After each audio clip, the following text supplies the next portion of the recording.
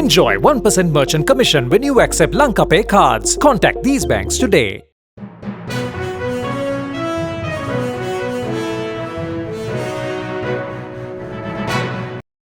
The 11-party coalition partners in the ruling SLPP-led government yesterday intensified their attacks on Finance Minister Basil Rajapaksa, blaming him for the country's economic woes and said he must take responsibility for the suffering people were undergoing due to shortages and price hikes.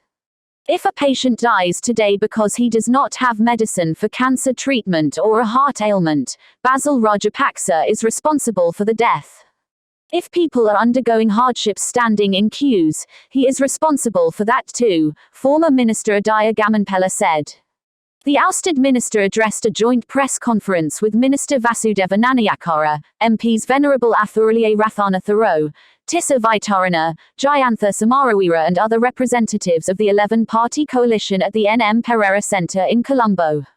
Gamanpella said that since taking over as finance minister, Rajapaksa had ignored both those in the cabinet as well as the central bank, who had warned that the country would face an unprecedented economic crisis if urgent measures were not put in place on time.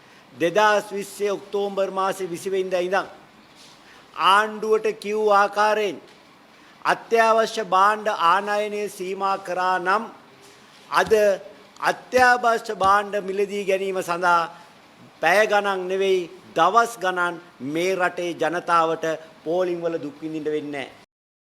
In October 2021, the central bank prepared a report with measures to be implemented to stabilize the economy and gave it to the finance minister to get cabinet approval for it. It has not happened till today because he is yet to present this report to the cabinet, Gamanpella said. Minister Vasudeva Nanayakara said the conflicts within the government had aggravated since Basil Rajapaksa's entry to parliament in July 2021. We were against dual citizens serving as MPs, and we told President Gotabaya Rajapaksa when the 20th Amendment to the Constitution was drafted. At one meeting with the President, I asked him, "Are you including this in the 20th Amendment to bring Basil?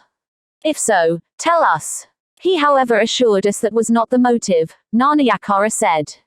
He added that Basil Rajapaksa wanted to further American interest in the Indian Ocean and his US citizenship was of paramount importance to him and hence would not give it up. Venerable Athuraliya Rathana Tharo said that there was a collective effort by political parties and organizations to bring the president to power, but they had been completely ignored by him. When the country is facing an economic crisis of this magnitude, the ruler must be magnanimous, but here all the decisions are made by the family in the family kitchen cabinet while the country is facing the repercussions of their wrong policies, he said. The Thera said a person who could not add 2 plus 2, had a low IQ and didn't have a basic education had been appointed the finance minister, and hence the country had been plunged into the worst economic crisis since independence. For more latest news, subscribe to FTTV.